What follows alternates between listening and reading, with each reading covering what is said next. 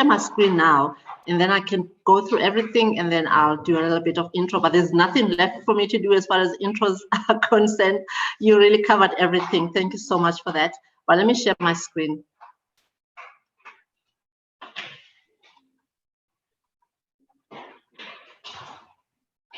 Oh, okay.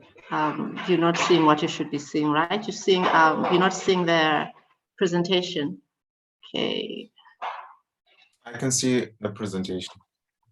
Okay, let me just go right. Are you seeing like it should show, like presentation mode? It's not in presentation mode. It's not in presentation mode. Okay. Yeah. I'm gonna reshare, stop sharing. Okay, let me go back. Okay.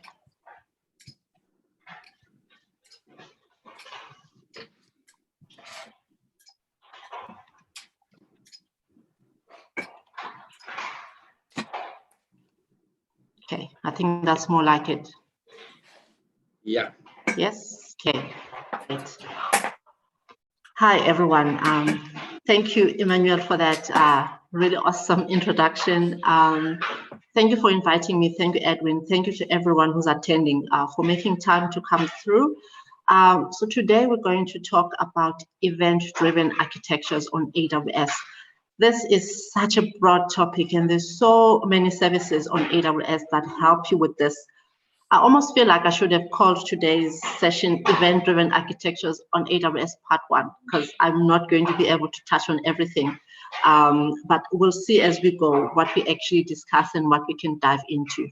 A lot of this you're going to see slides, but there are 2 demos at the end as well that we will go into the console, dive into, and just work through some of what I've built and look at some of the services. Like Emmanuel already said, I'm Veliswa Boya. I'm a developer advocate at AWS. I'm in Johannesburg, South Africa. Topics that I love to talk about on AWS, and I guess tech in general, is all things around architecting on AWS, which this topic of today happens to be around that. Topics like chaos engineering on AWS. We've just released a new service as of December reInvent 2020 called AWS Fault Injection Simulator. I've been working very closely with the service team that works on that service, and it's really great, the stuff that's being developed around it. At some point, we'll look at that as well. I just feel like it's such it's an exciting service and what it actually can provide you as people who build applications. Also, AI and ML on AWS, another very interesting topic for me. I am on Twitter and I am on LinkedIn. We can connect if you've got any other questions that you'd like to ask, and just to connect in general, that would be awesome. On LinkedIn, we have a group that we've built for AWS people in sub-Saharan Africa. But if you're a friend of people from sub-Saharan Africa, you can still join us, it's fine. And there we share content that's specific to us here, AWS content specific to us. So if there are jobs on the go, I shared yesterday, there's AWS is hiring support engineers, people who are based in Johannesburg or Cape Town, things like that I will share, things that are specific to us, and meetups like this and conferences and all of that. So what are we going to look at today? We're going to look at what is event-driven architecture.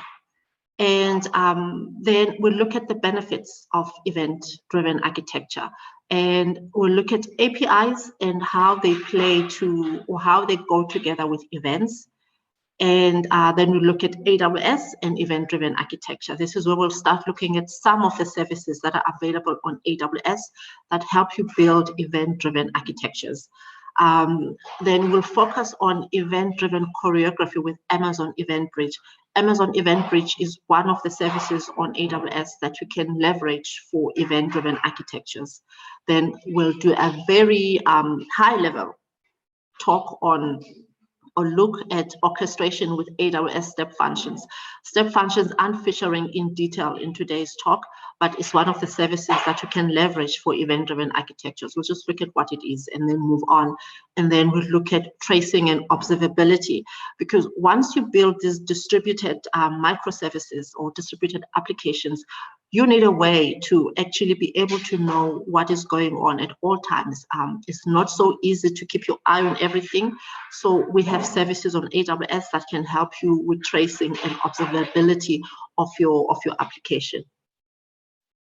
So straight on to what is event-driven architecture. When we talk about events, which is what makes up event-driven architectures, what is an event? An event is a significant change in state. The next slide will kind of go into detail to look at what that actually means. Keep in mind this definition, because the next slide we're going to have to define a few things. So an event is a significant change in state. So having looked at that definition of an event, can anybody think of an example from real life? What significant change in state can you think of that would signify or be a definition of what an event is? I'll go first because I can think of one. There's an example. You can have a car that was sitting as on sale. An event happens when someone buys this car. So this car is no longer on sale. It is sold. So that can be an example of an event. Is there anyone else who has an example that you can type it in the chats for me? Anything that you can think of?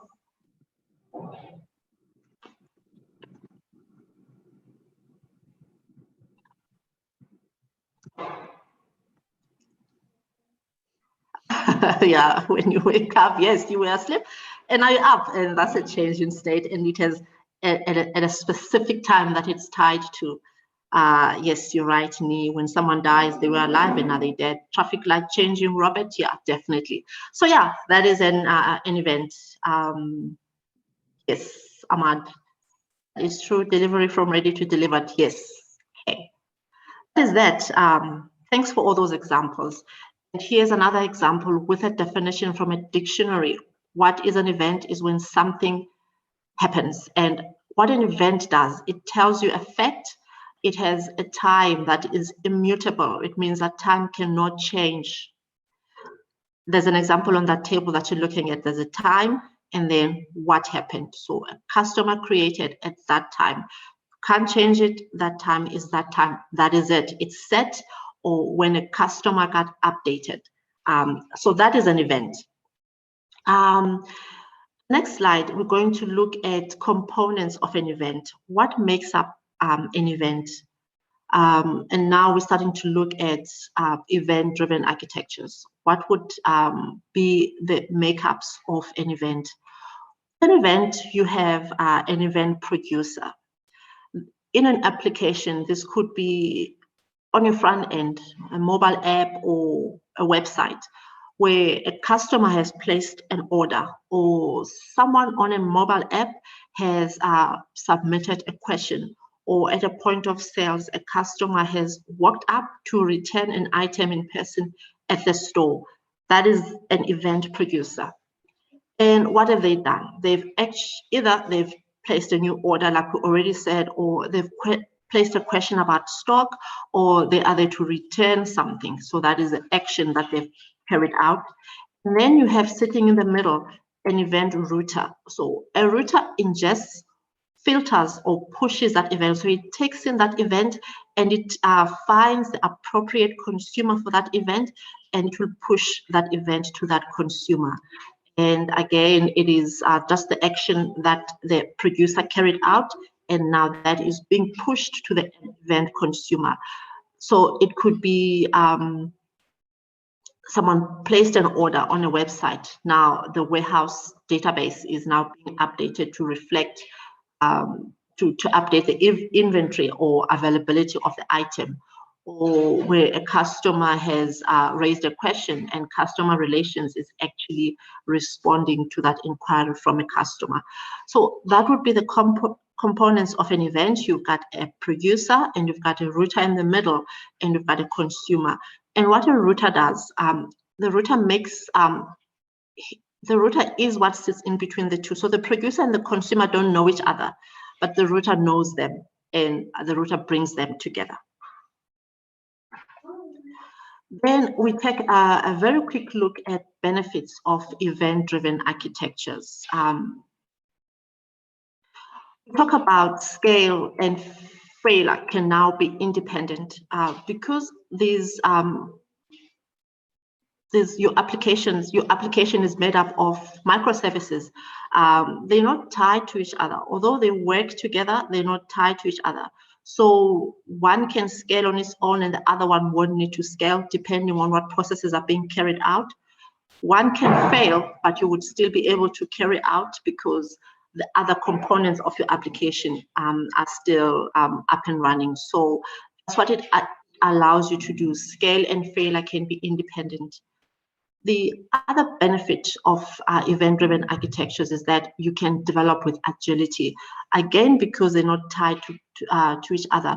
You don't need to write a custom code that does the filtering and routing of these events because one, you've got the router that's sitting in the middle to do the filtering and the pushing for you.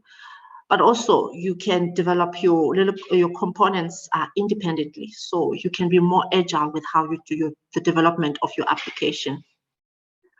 What you also can do is that you can do your auditing with ease. You're going to see, especially when we look at we talked about tracing and observability. You have CloudWatch, which is one of the services on AWS that helps you with this.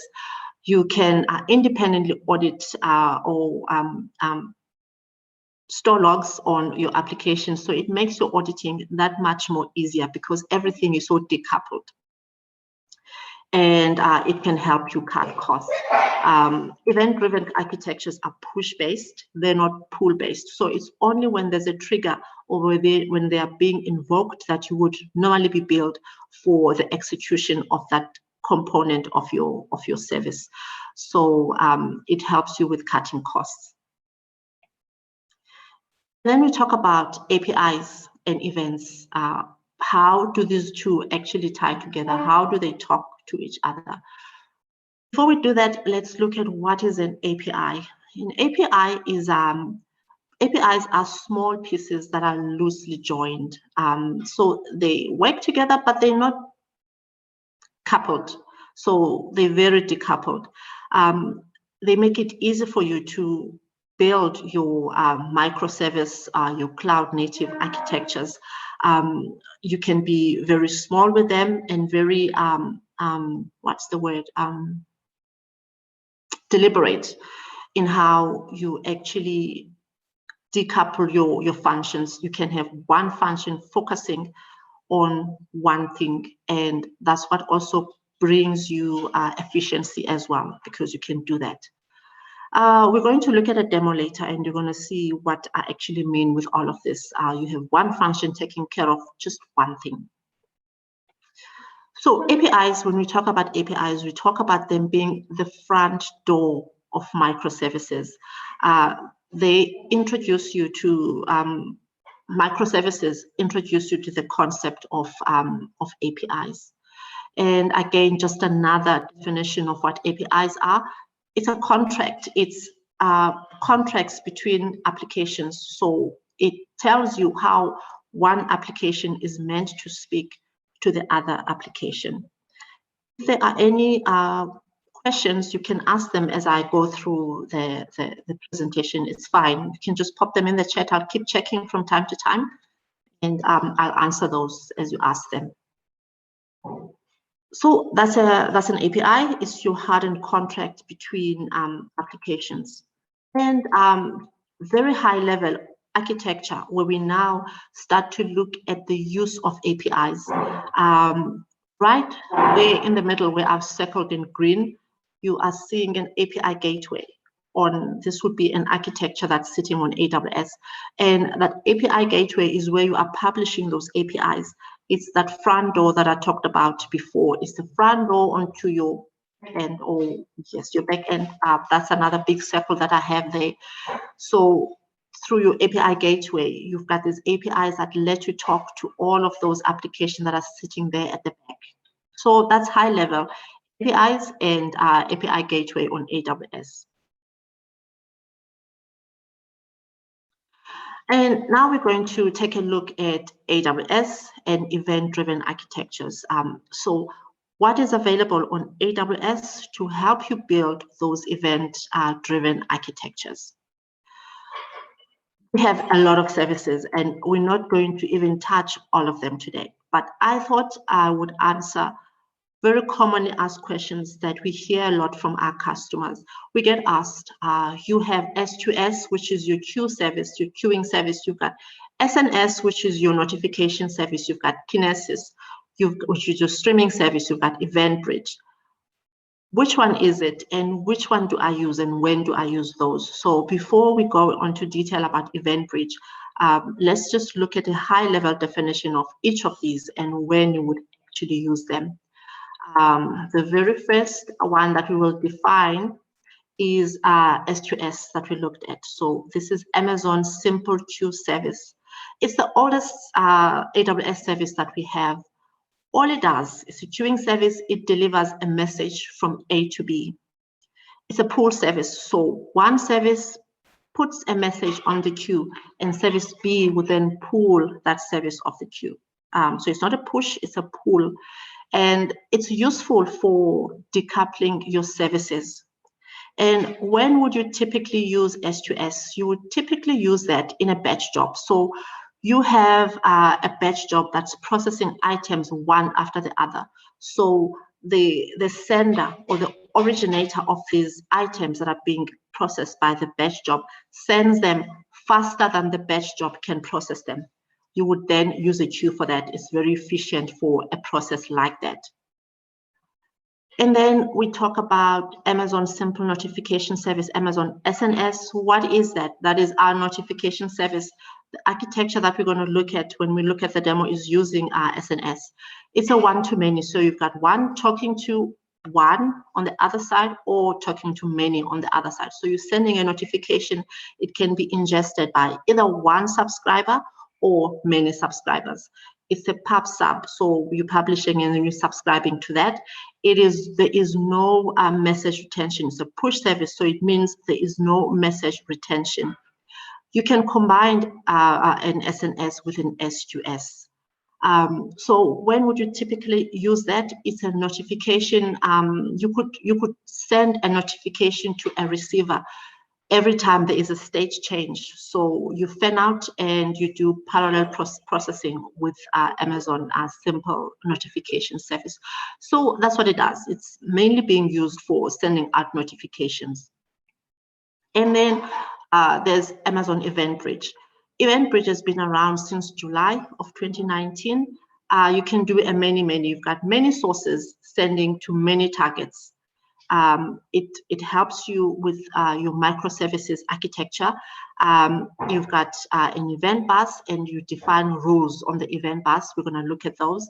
You can have events that are originated by AWS services or third-party provider events. So what the EventBridge helps you do, it helps you decouple your microservices architecture, and you can decouple your events, and you can also process or work with events that you receive from software as a service, your third-party events. So with that, it means now you don't have to worry about webhooks and all of those anymore. And another service that gets used quite a lot that we get asked about is Kinesis. So what is Kinesis and when do I use Kinesis? Amazon Kinesis ingests events at very high throughput, and it collects streaming data in real time. When would you typically use that? You would typically use that in IoT events, like in gaming. So people are playing games on an app and you want to send those results to the back so that those can be processed, and maybe you want to dashboard those as well. Then that's where you would use that.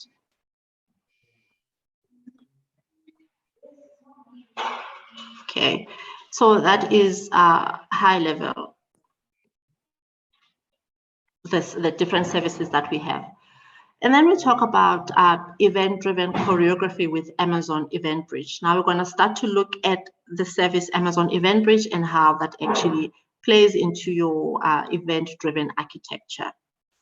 So what is Amazon EventBridge? Amazon EventBridge is a serverless event bus That makes it easy for you to build event-driven applications at scale using events that are generated from your applications, from SaaS applications, or from other AWS services. EventBridge delivers a stream of real-time data from your applications, from SaaS applications, from AWS services, and it will route that data to a target. Targets are usually services like AWS Lambda, SNS, which is the notification service that we looked at, and Kinesis. Those would typically be your targets. When we look at the architecture, we will actually see what that flow actually looks like. So what you do on EventBridge is you define a routing rule that determines where to send your data as you've built up your application. So you have a rule that says if this happens, or if this change of state takes place, this is what you must do. So that's what you would define on EventBridge.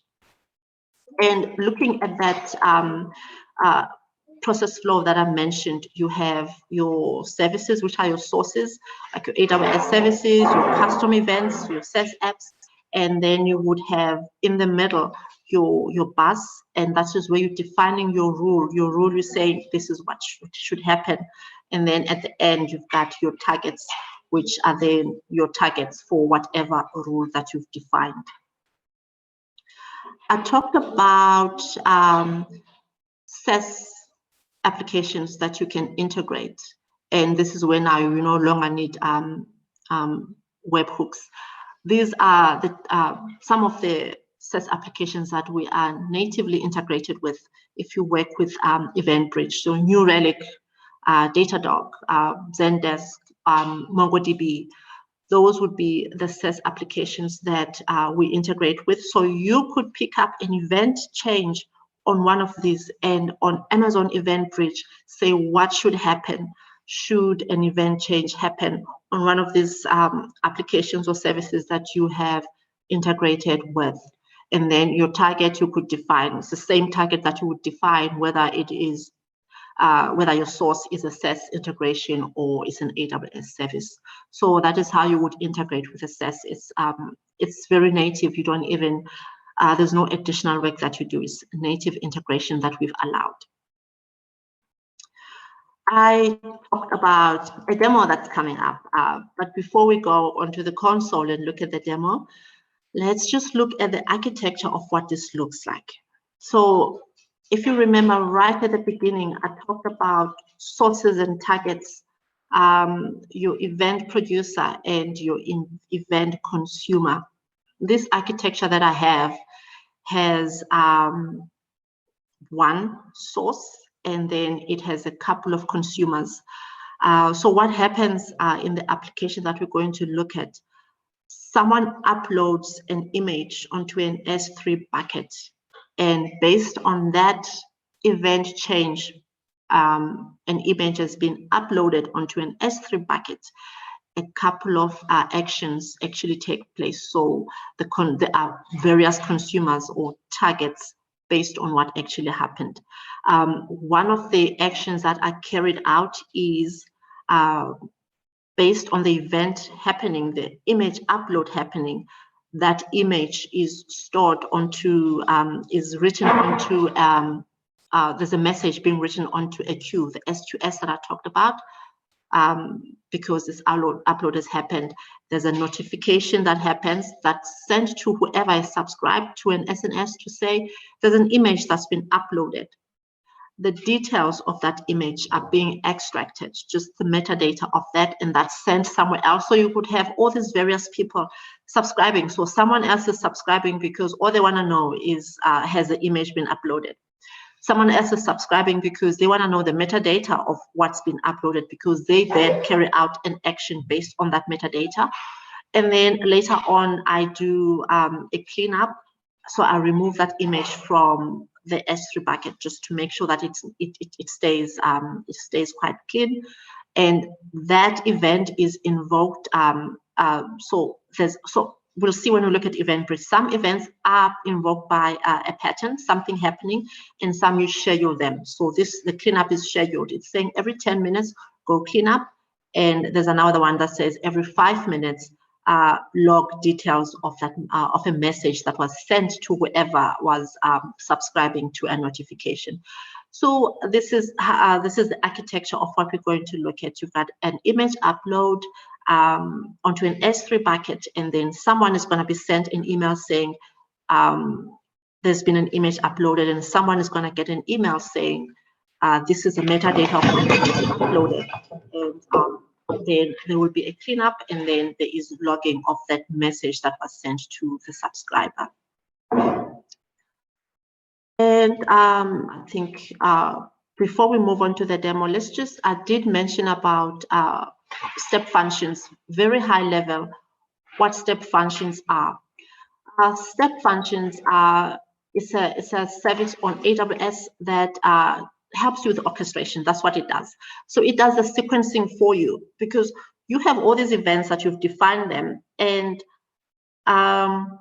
things don't always work the way that you are hoping they work. Like you could have an architecture that maybe says if someone buys something on your website, you update your database to say they've bought something.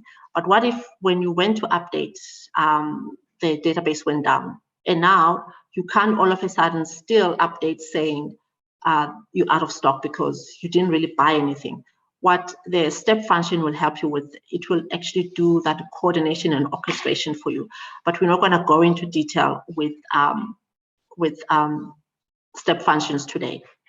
I think before I move on and look at other services, let's go and look at the demo and just see what I've actually built before we forget that architecture that we looked at. So I'm going to change now. I'm going to stop, and I will show my console, and we'll step through what I've actually built there.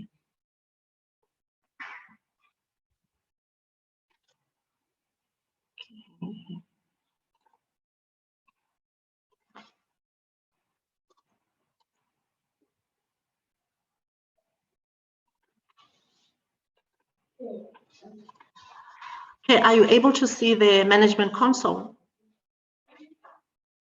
Yes. Okay, great. Let me just make it just so that everyone can see everything. Can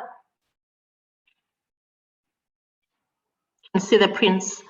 So if you've never logged onto an AWS console, if you log on and you create an account, this is what it would look like. Here it's showing all the services that I've recently visited. But then to access everything else, you would come here, services, and then you would choose the one that you actually want to go into. Let me change my region. So you've got also, if you've never been on AWS, you also have the concept of regions.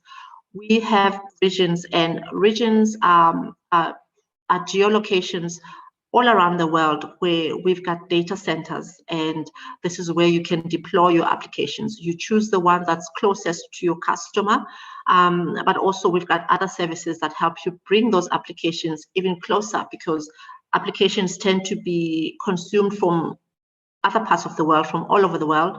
So we've got services that would help you with that as well. So you've got the concept of a region. I'm closest to Ireland, but now we've got Cape Town as well. So for today's demo, I've actually deployed my application in Cape Town. So that is recently visited from this region. And I'm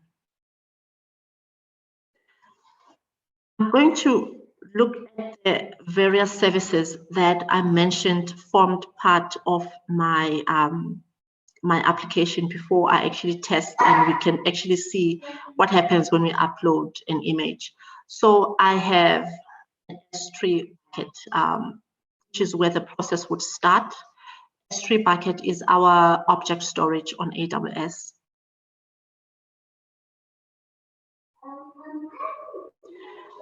It's a bucket that I have created for the demo, and I've it is there. Is it the weekly log?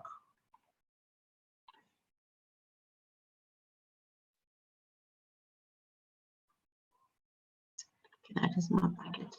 So what this is saying is that if I upload onto this bucket, I should get a notification that says bucket has been, something has been uploaded, and there should also be a notification that gives me the metadata. And what I also have is an S2S, is a queue. So let's just look at the queue that I'm using. So that's the queue. So a message will be written to this queue to say there has been an upload onto that bucket. So I have that as well. And then I've got a couple of Lambda functions. Lambda functions, they are functions. And what they do, that's your back end. That's where you will code your back end. Mine is in, I've got a couple of Python scripts. I have, if you remember that architecture that we looked at, is one that says image uploaded notification that you will get. There is a get image detail, that metadata that I talked about, will send you those notifications. There's a message logger that I talked about, the one that is time triggered, and then is the delete image that is also time triggered. So this one is 10 minutes, and this one is the 5-minute time triggered. I'm going to go into one of them so that we just have an idea of what they look like. They're not doing a lot. I did mention that there is the image uploaded one. It is triggered by event on EventBridge, and based on something that's happened, and there is a topic on SNS, and all the topic says is that there's been an upload, and that's all it's telling you based on what's happened. And let's look at one more function to see what that looks like. Maybe the logger. Yeah, let's look at the logger. So what the logger does, someone has received a notification. So SNS, one of the triggers now, and or sources, an EventBridge event, one of the sources, because someone has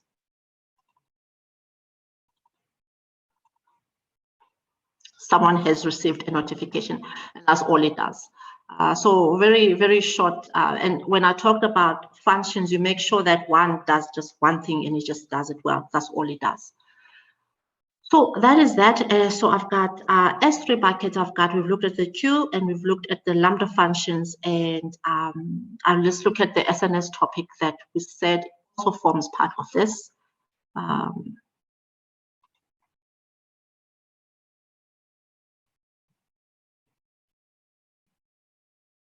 So I have on the notification service, you would define a topic, and within that topic, you would have subscribers. Subscribers could be will have various kind of endpoints. It could be an email, it could be an HTTPS endpoint. You've got various endpoints that you can actually define.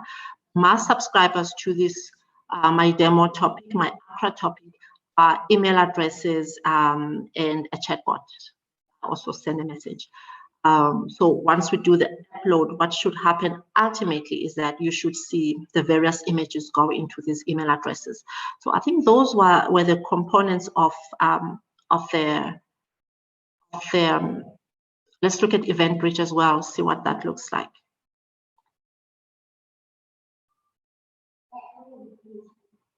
So this is where EventBridge, that's got the concept of an event bus and rules that we define on EventBridge, and then the rules have the targets, because on the rule you say what should happen if you do that.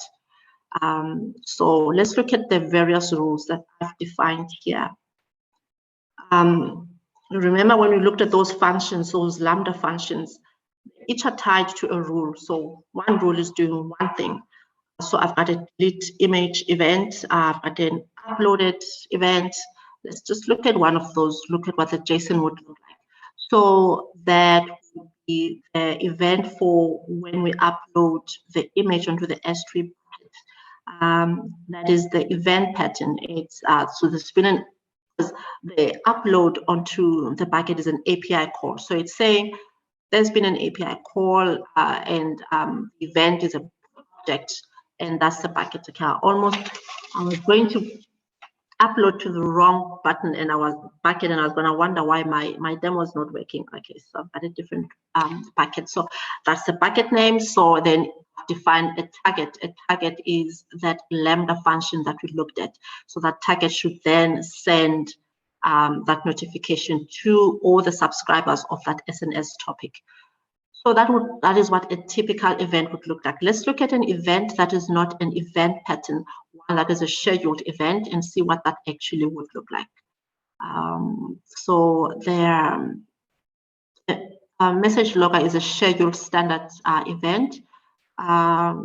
So you see before with the other one, you saw event pattern because it's looking at a change in state. This one is an event schedule. I've defined 5 minutes. So it's going to run every 5 minutes and it's going to check if there's been a notification sent and it's going to log that. And then those logs, you can go and do something with them at a later time. And that is the Lambda that it actually will kick off for this. And yeah, let's also look at, we've got another small demo coming up after this, and that one we're going to focus on the event bus. So I'm not going to go into detail on the event bus here. We'll look at that later. So yeah, that is the concept. And now I'm going to do the demo. I'm going to upload an image onto that bucket, and I've got an email here, and I should see a notification that comes here that says I have uploaded an image, and that sends me another notification with the metadata of what's been uploaded. Are there any questions at this point?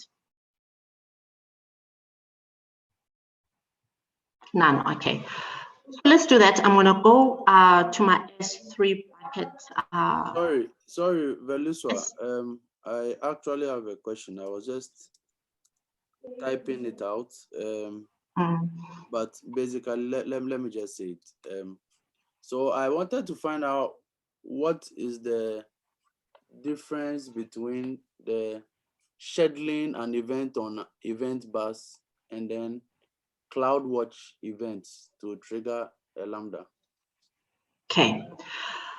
CloudWatch events existed before we had the event bridge.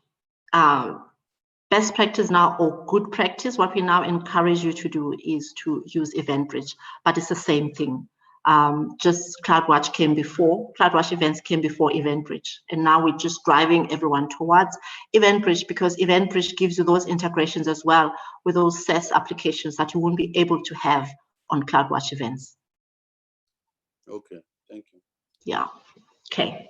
So I'm in my S3 bucket, and I'm going to upload an image. And so what you could do as well, I've got another demo where I've actually built the front end for this. Just for the demo, I'm uploading directly onto S3 bucket, but a typical application for your customer, you would have a front end for that as well. And they would go onto that app and do that upload, and then it would do the exact same process from the back end.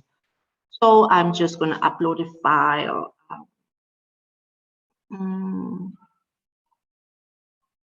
Okay, I've got flag. Upload. Kind of flag for this one and upload. It's busy processing, and if this has worked, I should have an email in the next couple of seconds. There, you see the first one that's come through. Are you able to see the tab with the email? Yes. Okay, so that's this one is sending me the metadata. There should be another email coming through still that tells me that there was an upload of an. So you see that one that I was talking about. So this would have been the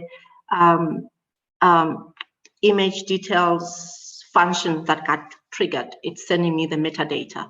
So that's one notification. There should be another notification coming through. Tells me there was an upload. Yeah, that's what I mean about the concept of event-driven architecture. You had an event source, and there was a change in state, and it triggered, and there was a target, and then that target consumed whatever came from that event source. So that is the concept of what I mentioned. Let's go back to the console and let's look at what's on there. queue now. So when we looked at the queue before, I think it had 6 messages on, so there should be 1 more. Yeah, so it's got 1 more message now. And this message can then be consumed by whatever other application you have downstream, and it will do something based on what it is seeing here. So that is at a high level, okay, well detailed, what event-driven architectures would look like. You saw the decoupling. I've got a function per occurrence or per event, and it does just that one thing.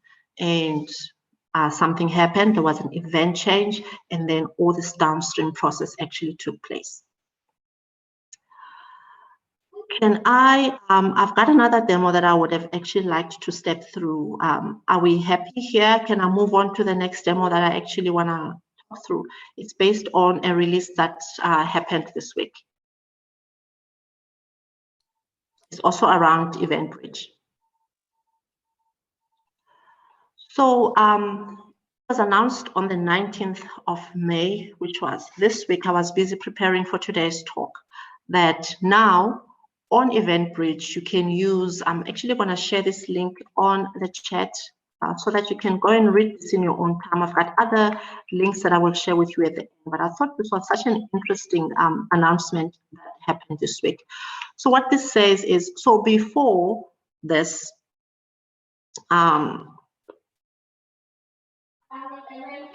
so this new release, what it lets you do is you can use bus-to-bus event routing with Amazon EventBridge.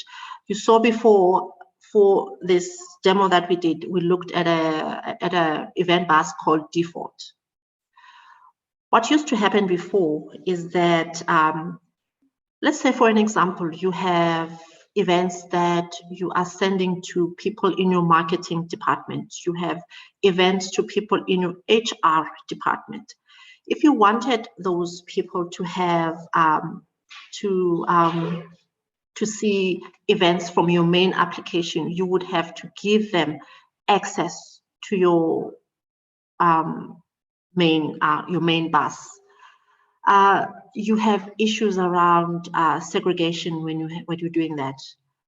What this new release actually lets you do is that they can have their own event buses, and from your main applications bus, you then send them whatever events you want them to be able to see. As you send those events to them, you can change them, obfuscate some of the detail that you don't want them to see. So it's very good when it comes to things like securing your data, because you can determine what someone in marketing needs to see versus what someone at HR needs to see. So this was an announcement from this week. It's a very it's a very nice release, especially for managing your data and for obfuscating information, making sure that there's segregation. So I have a demo of this that I just wanted to show very quickly. So how you would now set this up versus allowing all of them access onto your own event bus, you would have your applications event bus. They then also have their own applications event buses, and then you would say what events you want to send to who. So how you would set this up, just go a little bit with this, but we're going to step through it on the console as well. For now, you will only be able to do this with event buses that are in the same AWS account in the same region. So I have my AWS account, but I've got stuff defined in Cape Town and in Ireland. It means I won't be able to send from an event bus that's sitting in Cape Town to event buses in Ireland. But if I've got event buses, all of them in Cape Town, I can send between those event buses. So what you would do now, you select your target, which was not an option before. You can say, you can define a target that's an event bus, and it was not available before as a target. And then you can just say you want this, when this event takes place at my main bus, send this event to those buses as well. So it lets you do that. But we will step through now when we look. This is the architecture of what this looks like. You've got your default bus, and it's got your rules, and then it's talking to all these other buses now. You can send events to them. And that is all you do. You can set this up using either the console or AWS Cloud Formation for now. It will, I'm sure, over time it will move to CDK and probably even Terraform if you need to do that. And that's all it does. And now we're going to look at a demo of what that looks like. I set that up after I have it in Ireland. It's not available in Cape Town as yet. We're still rolling it out. So I'm going to now switch over to Ireland and we're going to look at that.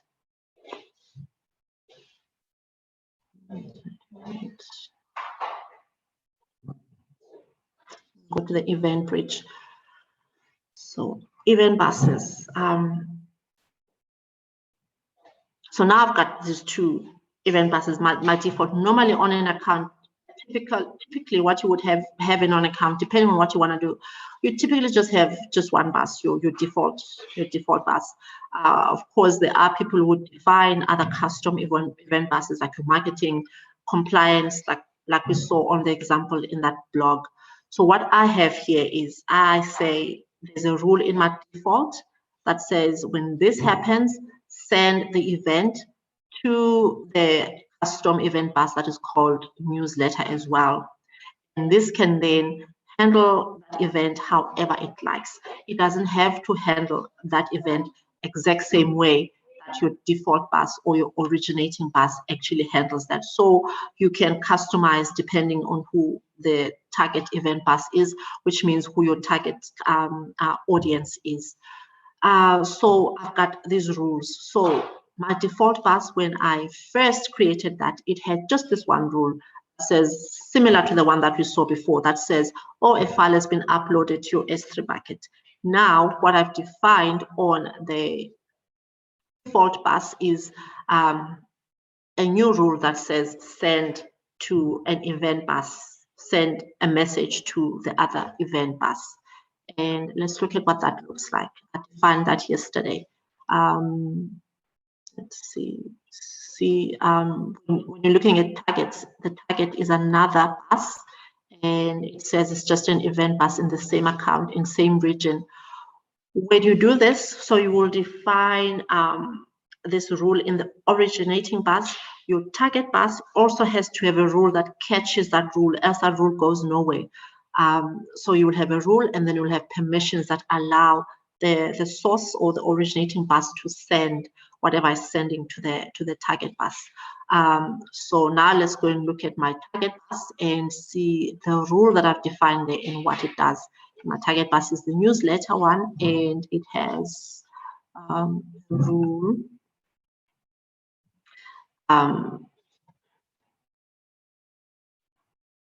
Let's see, default. Okay.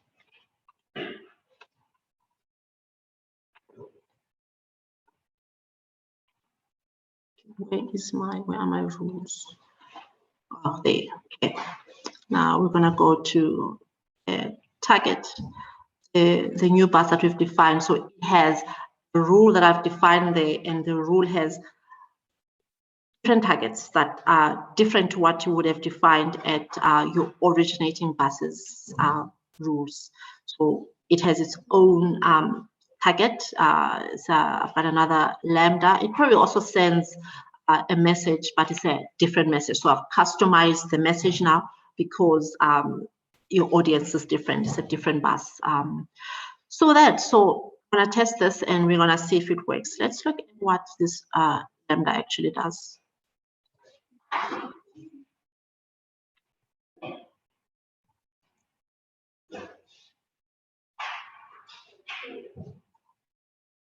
So the source is event bridge. That's the lambda, and what it does, I should receive a message that says, because we're just testing if the bus-to-bus routing actually works. So I should receive a message that says bus-to-bus routing, and just the message that says default bus has sent you an event. That's all. Then we'll know if the event bus-to-event bus actually works.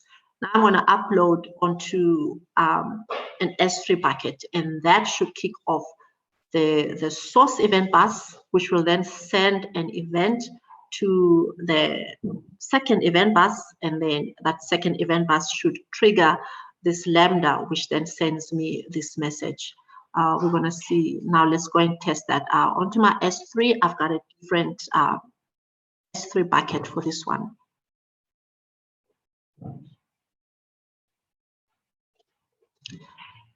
So this is for my weekly mailers. So it's just sending newsletters to people every week, and I'll just I'll upload anything here, and then it should do the triggering.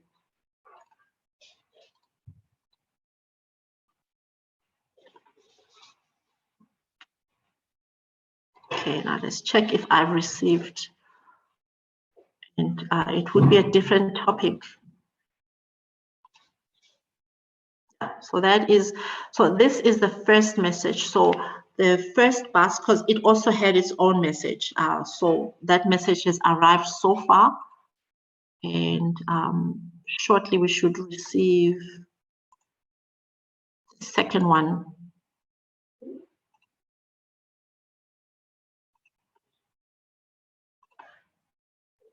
So that is the first one, but there should be another email coming through shortly. We'll come back and look for that, because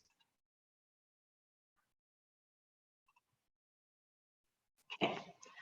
We'll come back and look for this. While we wait for this to arrive, let's just go back to the presentation for now and see what else there is for us to look at there.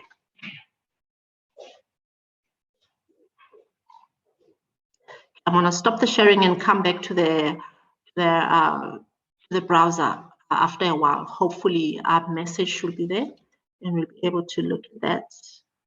For now, let's just carry on with the rest of the presentation.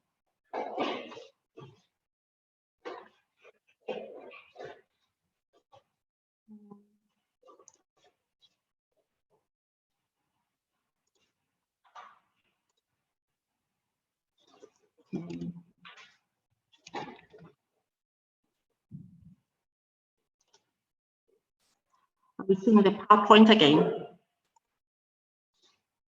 Yes. Okay, great. So we're still talking about step functions and what they are. And at a very high level, you coordinate your function executions. And then I mentioned about tracing and observability. It becomes even more important when you move to microservices architecture. You need a way to know what's happening and where all of that is happening. And why do we have this, and what do we have available that helps with this? So why do you do tracing and observability? You want to find out, is your system up or down? Is it fast or is it slow? Is your end user experience the way that it's supposed to be? And this is why you would put in tracing and observability in. When you're operating at cloud speed and scale, you need to be able to spot problems as they arise so that you can respond quickly to them and resolve them as quickly as possible. In order for you to be able to do this, you need observability baked into your applications and your resources on AWS, and these would work with your AWS and non-AWS services. So what is observability? Observability is it describes how well you can understand what is happening in a system. Often, but not only then, you do this by instrumenting to collect metrics, logs, or traces. So these are these three components that you would collect, and they help you with observability. So we have two services that I have on this slide. We have more than these services available on AWS, but we're going to look at these two. They help you with your tracing and observability. The first one is Amazon CloudWatch. CloudWatch is a monitoring and observability service that is built for DevOps engineers, for developers, and for SREs, your site reliability engineers, your IT managers as well.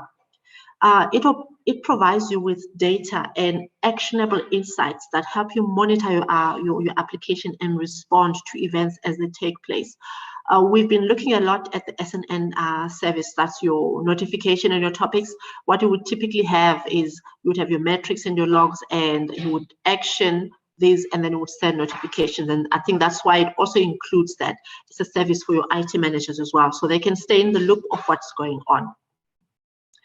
You also have the other service that I have here is AWS X-Ray. X-Ray helps developers analyze and debug production distributed applications, such as those that are built on microservices architecture. What X-Ray helps you do, it helps you understand how your application and its underlying services are performing, so that you can identify and troubleshoot the root cause of performance issues and errors. When we're looking at Lambda, that is when typically you would switch on or your X-ray traces. I did not have with these functions, but you would normally have them there, and they help you see underlying what is actually going on with your applications as they execute. So we're close to the end of this presentation, and what's next? What's next is this topic is very vast. It is forever changing because we are always innovating on AWS, and we looked just now at a feature that was released this week, and it was not the only feature that was released. There is a lot. So in order for you to stay close and to find because I learn a lot by doing tutorials, finding projects to do that help you get in there and understand services. There is this website that we have, serverlessland.com. It is awesome for blogs that are written, everything all around serverless, blogs, tutorials that you'll find. It's the way the serverless team and the serverless developer advocates, that's where they post all things serverless. Is an awesome site. If you want to read up more, I'm going to share all these sites on the chats. Want to read up more about EventBridge, there's that link, and you can find out what it's all about, what it does. And this choreography and orchestration link that I have, it is the blog that we looked at now that was announcing the bus-to-bus routing that's just been announced. And learning paths for a developer, when it comes to all things serverless, you go to this site, you're going to learn, you're going to see what to learn.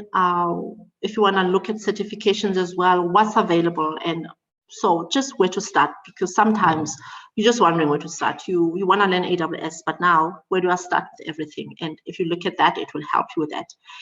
And that is the end of the slides. Again, thank you so much for inviting me today. And like I said, this feels like this was just part one, because there is just so much that's still available that we weren't even able to look at today. Maybe the next time or whenever we can do one where we've got the architecture and we're actually using those step functions that we talked about. So that is that. I want to go and see if my demo actually worked. I'm going to go ahead and check that mail again. And I'm going to stop sharing this now. We're done with the slides. Thank you again very much. Thanks, Veliswa, for that insightful session. So it's question time. Do you have any questions? You can type your questions or ask them. We also recorded this session, so those who didn't make it in time can always refer. We'll be sharing it on YouTube after here. And so watch out for that very soon. Also, we have a Slack channel where we have most of our engagements. So if you're not a member of the Slack channel, I'm posting the URL. I'm sending you an invite in the chat, and you can click on that to join our Slack channel. So those of us who are not members of our Slack channel, you can click that to join. It looks like no one has any questions. And so we'll move on to our raffle. This is every event